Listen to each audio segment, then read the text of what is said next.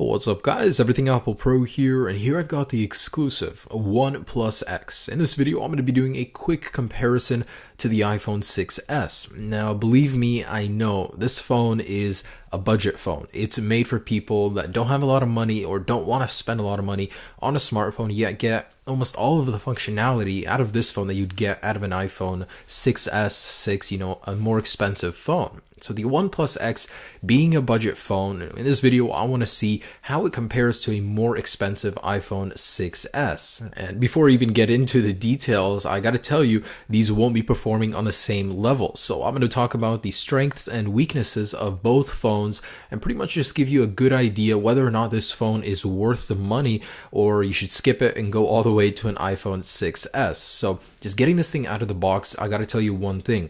This phone really surprised me with its simplicity, and that's a good thing. So I noticed the design is top notch. It's made out of an onyx glass, which is a very premium feeling front and rear.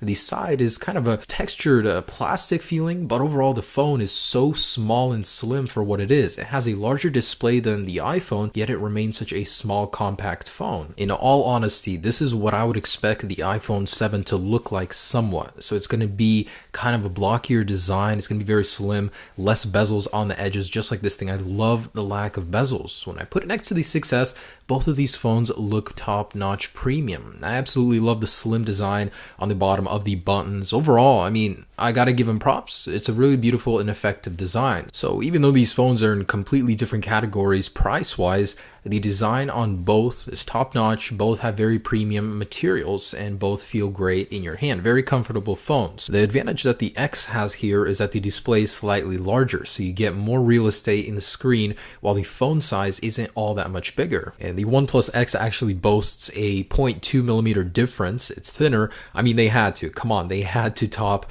the 6S. It's actually a little bit lighter too. It uses a little bit of plastic on the border, but overall, size-wise, these are almost identical. You won't notice that much of a difference holding one or the other in your hand. Now, getting to the displays, I was a little underwhelmed with the OnePlus X panel. It's an AMOLED panel, however, it's not the best that could be found. Of course, this is a budget phone, emphasis on that again, and it's not laminated, so there's a little gap in between the LCD and top layer glass. So the color is a little bit washed out, but more or less, it's just about as good as the iPhone 6s. That AMOLED, it has a lot of strengths like darker colors and all that good stuff such as efficiency. Now here's what we're looking at power-wise. Mid-tier specifications on the OnePlus X and the A9 on the iPhone 6s. So looks good on paper. Let's take a look in a Geekbench test in real-world performance. So with the entire app switcher cleared, I went ahead and ran Geekbench on both of these devices, and this is what I got. So more or less, I was expecting this. A little disappointed by the low-end numbers on the OnePlus X, but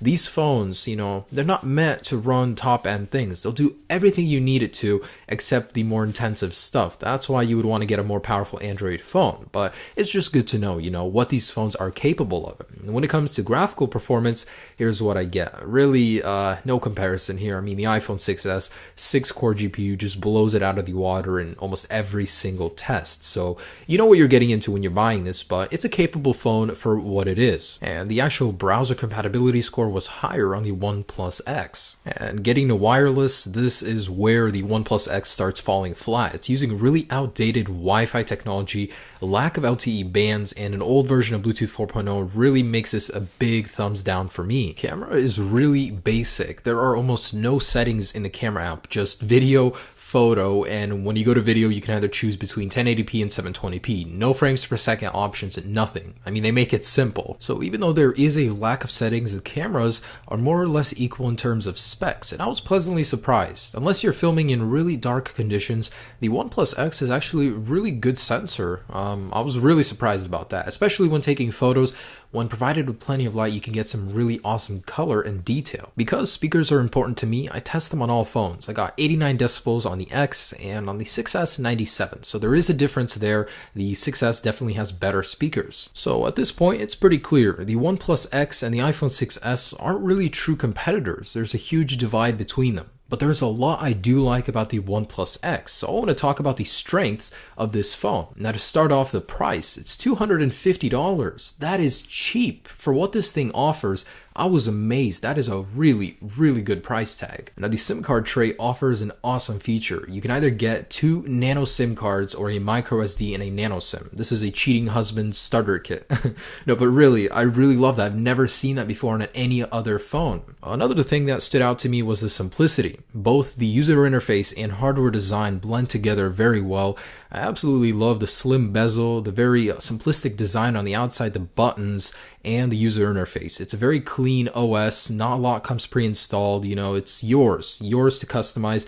And I love this button right here. Sliding all the way to the left will get you no interruptions. In the middle will be priority notifications only. That's a great idea. Another thing I love is that it comes pre-installed with a screen protector. I've never seen any other phone do that as well. It's a great idea to include that. So after watching this comparison, if you leave with anything, leave knowing that this phone is very capable for the price tag. While it may not match or scale up to the iPhone 6s, it has a lot to offer for just $250. There's a lot I like about it, not much I don't like. And like I said, this design, honestly, I could see the iPhone 7 looking somewhat like this with even slimmer bezels, but it's a very beautiful design. I'm amazed that a company can come up with so much with just a small amount of money to start with. Now, thanks so much for taking the time to watch this comparison. Let me know what you guys think about this phone down below in the description, and be sure to check out the Nexus 5X comparison and HTC A9. Both very similar phones in the same price range. And whichever phone you choose, you can't go wrong with either one. Have a great day. Enjoy the phone you do decide to choose. Peace.